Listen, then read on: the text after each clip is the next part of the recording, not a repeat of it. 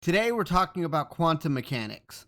This is the realm of science that Albert Einstein called spooky interactions at a distance. So if you don't understand it, don't feel bad. You're in the company of one of the greatest minds of all of science. Einstein, not me. I'm not that conceited. Okay, well, maybe just a little bit. But hopefully, if we have even the slightest bit of luck in all of this, I might be able to demystify some of the weirdness that comes along with it. So why am I talking about one of the hardest to understand pieces of science to an audience that is statistically unlikely to be able to understand it in the first place? Well, that's because someone sent me a video, and that video sent me quite off the rails. See, some people out there like to use the quirkiness of quantum mechanics to make themselves sound like they're uncovering the mysteries of the universe by connecting it to obscure and esoteric hypotheses and concepts that it actually has nothing to do about. And those people are inevitably trying to sell you something. Be it their idea, a book on how to live, their new electric vehicle, and why you should hate trains. The thing is they're banking on you not understanding it and their whimsical and sophisticated voice to convince you that they're right. Knowledge is power, my friends, and I plan to give it to you. Hopefully, enough so that one day you'll be able to go back and watch this video and point out all the things that I was wrong about. Of course, you would have to be subscribed to the channel to really get all of that out of me. Naturally, we have to start off at the basics and what it is that we're really talking about here. At its core, quantum mechanics is just an extension of classical physics, only it's focused on the really small instead of the large scale. You and I don't normally interact with it or have to worry about it because at our scale, there isn't a lot that isn't explained by classical physics. A building isn't going to spontaneously turn into a chicken because it got 1 degree warmer outside. God, I hope that pays off in the future. It's still undetermined at the moment because that part of the script hasn't been observed. But when we get down to levels smaller than a single atom, classical physics starts to hit some road bumps and breaks down, like your first car on your way to go hang out with your friends at 10 p.m. It clearly got you to work and back earlier in the day, without any issues, but the moment you wanted to go somewhere else and you had people in the car, it was like, nah, I'm good. So what causes the breakdown? Well, easiest way to explain that is the amount of data that can be known. In classical physics, it's assumed that all the parameters are able to be known. With it, you can make calculations until the universe fades off into nothingness. But that is a false assumption. How many things do you think you can know at any given moment? Here, we have a quantum bearded dragon. Can you tell me from this snapshot what color they are? What about how big they are? You might have a general idea of both of those, but not the exact size or the exact colors. That general idea is what would be described as a wave function, a collection of possible colors and sizes that it could have. Once we start to focus on one of those properties of the quantum bearded dragon, we lose fidelity in the rest of the data about them. Just replace color and size with position and momentum, and we've described the uncertainty principle. You've probably heard of it. The uncertainty principle is one of the underlying truths of quantum mechanics. It states that the more precisely the position of some particle is determined, the less precisely its momentum can be predicted from initial conditions, and vice versa. It's inherent to all wave-like systems and comes about in quantum mechanics simply due to the matter-wave nature of quantum objects. Oh boy. That's probably going to need some explanation too. Wave-particle duality are words. Right you are there, Einstein.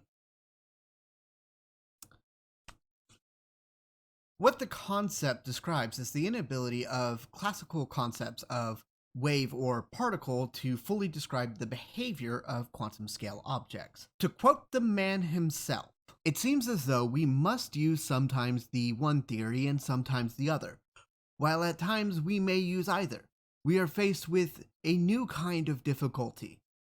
We have two contradictory pictures of reality. Separately, neither of them fully explains the phenomenon of light, but together, they do. What exactly does this mean? Well, in the simplest of terms, it means that both particle and wave theory are incomplete. In some scenarios, we can use wave theory to make predictions about quantum particles, while in others, we can use particle theory. And at other times, we can interchange them and still get the same results. There's some kind of intrinsic link between them, but it's tricky to pin down. And if you could find it, you'd probably win a Nobel Prize for uncovering one of the fundamental truths of reality. If any of you watching do win one, make sure to cut me in. Daddy needs a new computer. There's actually a way that we can show off the wave-particle duality at home. You probably have most of the stuff laying around. A piece of paper, black marker, tape, scissors, and a laser pointer. If you don't have them, don't worry. I'll be doing it here so you can see it. Just color in a section, cut some slits into it, tape it down in front of a dark area that you can see well, turn off the lights, and shine the laser at the space in between the slits. Congratulations, we've just done the double slit experiment. Probably one of the most famous experiments in all of physics. Alright, sue me, I didn't have a laser, okay? All of mine were attached to the heads of sharks. I'll just put some images up here. The light gets split into all these little segments here. The pattern is called an interference pattern, and it's indicative of a wave. It happens when the light passes through one of the slits and interferes with the light coming through the other slit. Imagine it like what happens when the ripples on a pond collide. But there is a problem here. The trajectory that the light takes to get to the slits functions exactly like a particle. It's only when the light is forced to split that it starts to act like a wave. At this point, the light has to choose which slit it goes through. Before we go any further, I need to emphasize that words like choice and decision are purely used to better describe the functions rather than to imply any consciousness to controlling what's going on. So long as there's no interference on the path that the light can go, or if there's no attempts of observation to determine which slit the light went through, then we always get this interference pattern. But what if we wanted to know which slit the light went through? Well, funnily enough, that causes the wave function to collapse, and we only get results that look like the particles going through. This is what's called the observer effect. Essentially, once an observation is made, the wave function collapses and will always result in a function that is congruent with that observation. Now that we're here, I can finally start talking about the thing that set me off and inspired this video. There's a variation of the double slit experiment called the delayed choice quantum eraser. It shows off something in quantum mechanics that's really cool and that you've almost certainly heard of but know nothing about. Quantum entanglement. Honestly, the fact that they've been able to use an experiment developed in the early 1800s to demonstrate 3 principles of quantum mechanics is astonishing. In reality, there is no easy way to explain quantum entanglement. But think of it as mirroring a particle. That's probably the best we're going to get before the wonkiness starts to weave its way in. Essentially, the properties of one particle are mirrored onto another through a variety of methods. Once mirrored, the two particles are intrinsically linked through quantum entanglement. You collapse the wave function for one, and that happens in the other as well with mirrored results. So what is the delayed choice quantum eraser? Well, unfortunately, I can't show you this one off at home to give you a proper visualization. And no, that is not due to me not having a laser. You introduce a way to create an entangled pair of photons once the light passes through the slits. Once the entangled particle heads off to your display, in this case a photoreactive screen that will record your results, and the other heads off down to the eraser. The eraser contains 2 major things, something to tell you which slit the particle came from intermittently, and something to scramble the data intermittently. We end up with 4 data sets here. Slit A, slit B, scrambled A, and scrambled B.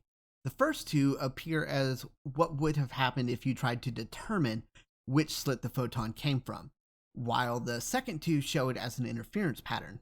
And those last two are mirrors of each other, so if you laid them on top, well, then you'd end up with just a distribution that looks like particles rather than a wave. The results on the display correspond to where exactly the entangled pair ended up. Now, the interesting part about this isn't easy to understand. You see, the display is closer to its entangled photon rather than the eraser, meaning that the results are recorded before they are determined. In simpler terms, we have an effect before its cause. And that's what you're going to hear from a lot of people out there, most likely followed up by something about time travel. But there's a problem with all of that. A lot of the initial assumptions about this experiment can lead someone to believe that the cause is the eraser determining the distribution pattern. Let's go back to mirrors real quick. If you're holding a coin into a mirror and you scratch it, you'll see that reflected back in the mirror. In our case here, both of our particles are the coin and the mirror is the entanglement. But you can't scratch the coin before it's reflected in the mirror, and the mirror can't reflect back something that hasn't happened yet. What's actually happening here is far more simple than one might see at first glance. Remember how I said that the eraser gives us 4 data sets? How exactly do we know that we're getting 4 data sets? It's because the data from the eraser gives us 4 to interpret what's going on the screen. But what's stopping us from using the data collected at the screen to determine what the eraser is going to output? Absolutely nothing. The entangled pairs are locked into position as soon as it's recorded anywhere in the process.